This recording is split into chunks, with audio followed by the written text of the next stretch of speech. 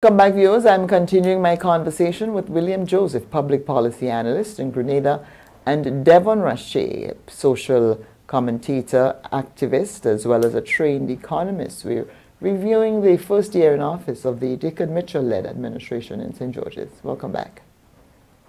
So, but really, how do we avoid what Devon is concerned about and what he has observed and is worried about? How do we avoid that? Because when I look at some of the people who I hear are being dismissed from their position, the Carrico situation, for instance, then it's not people who can affect the transformation agenda in any serious way. It's just little people at the bottom of the... I agree, and it has disturbed me very deeply. I don't agree with it at all.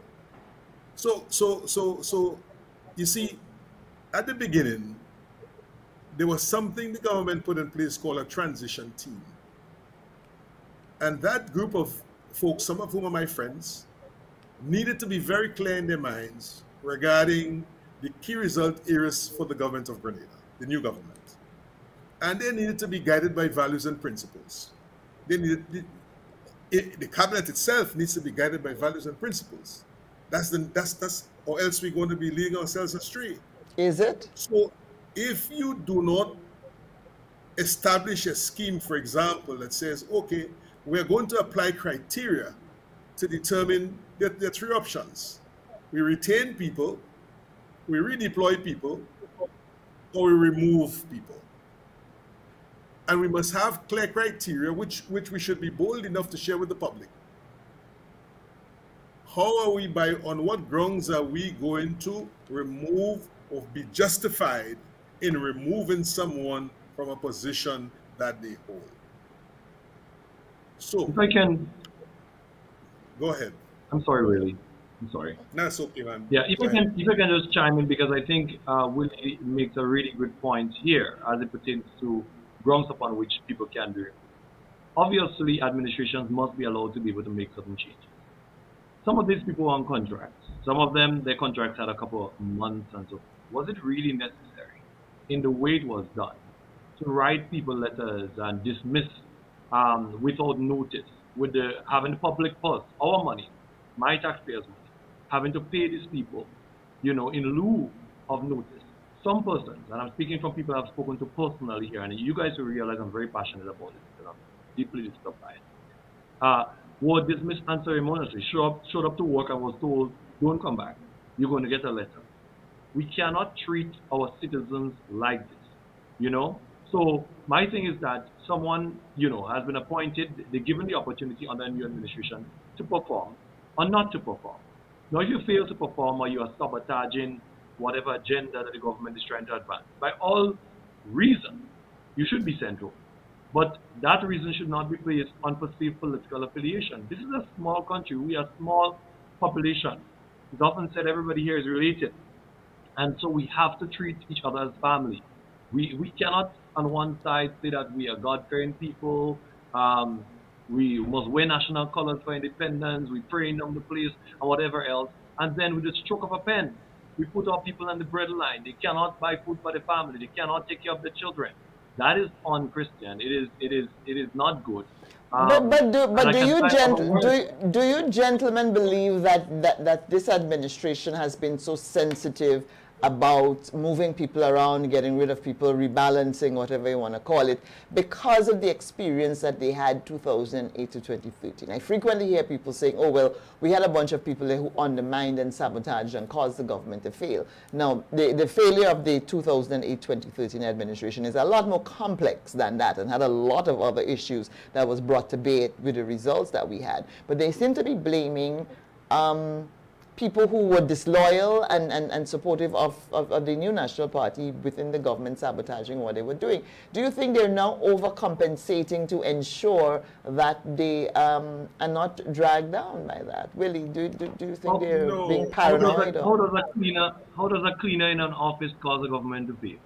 And that's why I'm asking, and that's why I want you guys to try to give me an idea of what you believe might be causing some of the Well, unless the cleaner was with faith, because if the cleaner was with faith, that cleaner was definitely going to lose their job, yeah? Right. So, yeah. But do you think it's because of the experience that they believe they had in 2008 to 2013? Willie, what do you think? No, please. I don't think so. I was involved and present, very present in that period. And the demise had nothing to do, precious little to do, with this question of people being informants of the other side and so on and so on. These guys broke themselves with their own hands, their own minds, right? The David side and so on versus the other side. So let's be, the division is the issue. Poor and ordinary working people didn't cause division in the NDC. So, you know, that is, and poor and ordinary people did not cause a collapse of the public finances.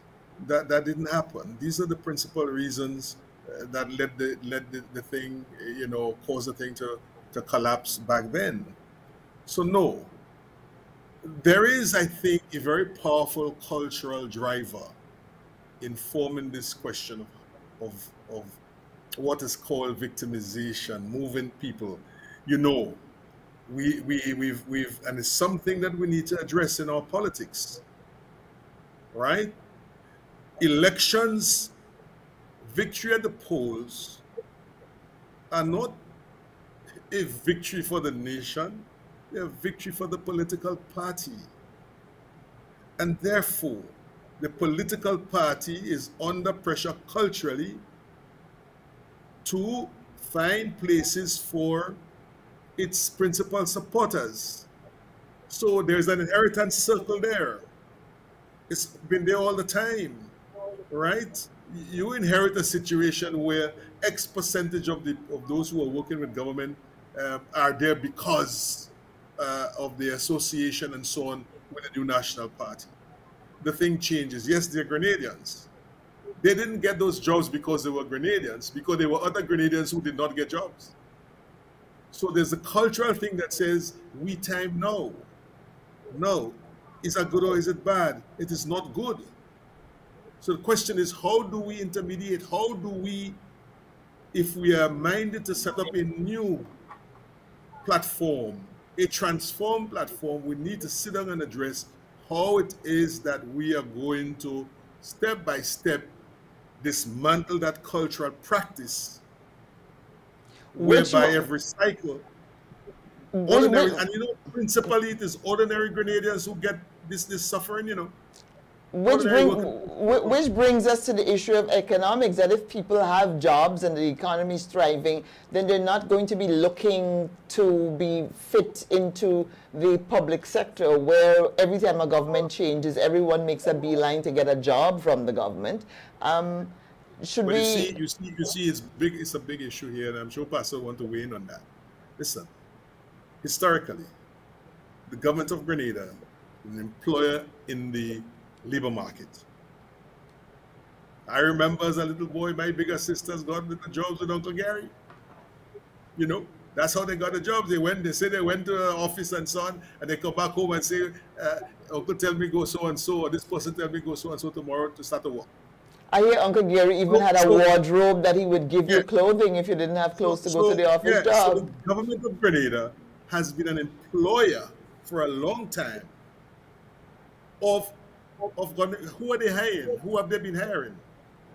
You have the categories in the labor force, unskilled people. So if the government does not hire some unskilled people, the private sector is going to be able to hire all of them? The answer is no. So the government is hiring unskilled people, and they are falling in a certain category. And then it's also hiring technical people and so on. And it's hiring professional people, all of whom constitute the labor force. And it is fearful, in my view, for the government to employ people in these capacities. Now, we have a constitution, and that constitution establishes something called the public service. The public service. Appointments are made to positions by the Public Service Commission, but who establishes those positions? is the minister. The minister in cabinet, they are the ones who establish positions. So they would say at the cabinet level, we need 10 technicians here. And having put that in place, the commission might now has the right to find and employ the 10 people concerned. So that is how the system goes. And the very Constitution says further that, listen, ministries and departments are under the direction and control of the minister. What does that mean? What does it mean? So we have elected a government to provide services to the people. Is going to be accountable. It has an interest of re-election. So it has to perform to the satisfaction of whom? The majority of the people.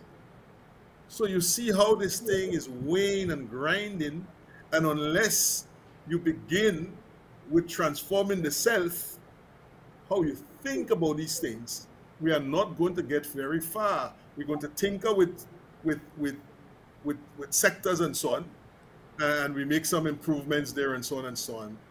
But the sector, while you're doing that, they are in the hands and they are managed by people who are as wretched as ever. We're not going to go very, very far. So we transform the self. The society has to be taken into account. How do we make it so that wherever I live, wherever we live, we begin to feel better in terms of our dealings with one another? How do we feel community? Do we live it? But how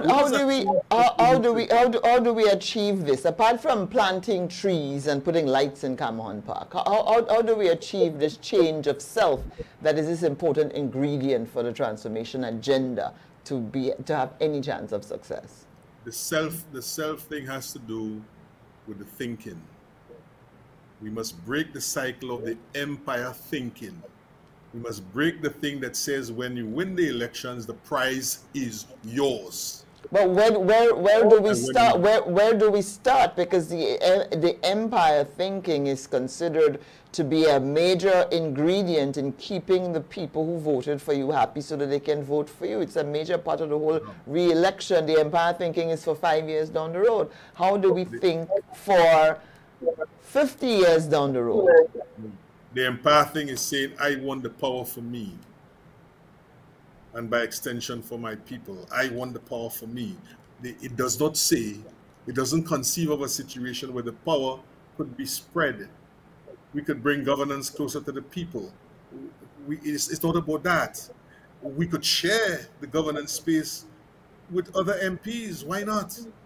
So here's what I'm trying to say. We at 50 years have an opportunity to rethink that constitutional arrangements that we have and look to see what would better suit us as we seek to build this Grenadian nation going forward. Because a lot of what we have experienced, all right, that have caused us so much hurt and bother and pain, a lot of that needs to go. And we as a people need to be calling on our politicians to act, to think differently, to act differently, to handle power in a different way and so on. But so many of our people seem to think that the way things are going is perfectly all right. I mean, you know, if you look at some public opinions in the public domain, they don't think anything is wrong with this seesaw that we are on. I mean, Devon, to what extent do you agree with Willie's reasoning on this? No, I think the thinking is definitely, we definitely need to address this.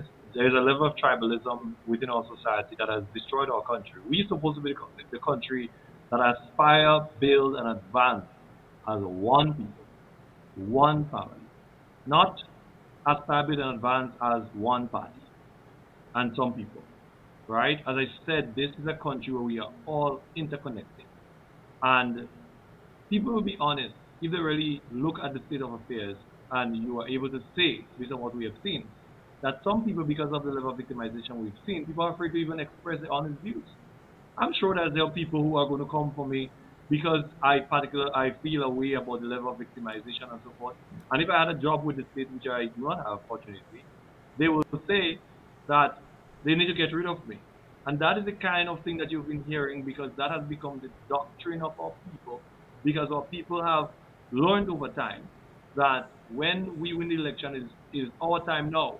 And some people come in with a short list. In fact, some people, when they go in to vote, they tell you they're voting to get rid of some people.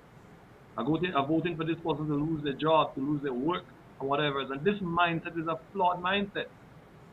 All people should be given an opportunity to serve our country based on merit.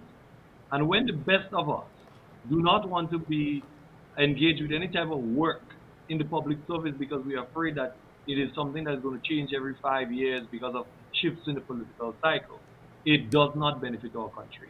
And there are people who may be apolitical, there are some people who may not be aligned, and because there is the mindset of our time now, these people will never be considered because they are not disciples, they are not persons who will just follow and not follow the lines of what is being said without putting up challenges and so forth. And the minute you raise your voice and say, I do not agree with this, and let us do it that way, you are seen as someone who is useless, who has nothing to contribute, who should not be engaged. And that I have a problem with. And I'm not saying that this is just something that have happened now. I'm saying I think it is very flagrant now, and I'm hearing ministers, when I hear ministers publicly making statements to the effect that yes, and it's fine, I have to get rid of some people and make job for my people, it's very disturbing. We take a break here now. I'm on with William Joseph, who is a public policy analyst in Grenada, as well as Devon Rocher, a social commentator and economist by training. We're reviewing the first year of the new administration in St. George's. We'll be right back.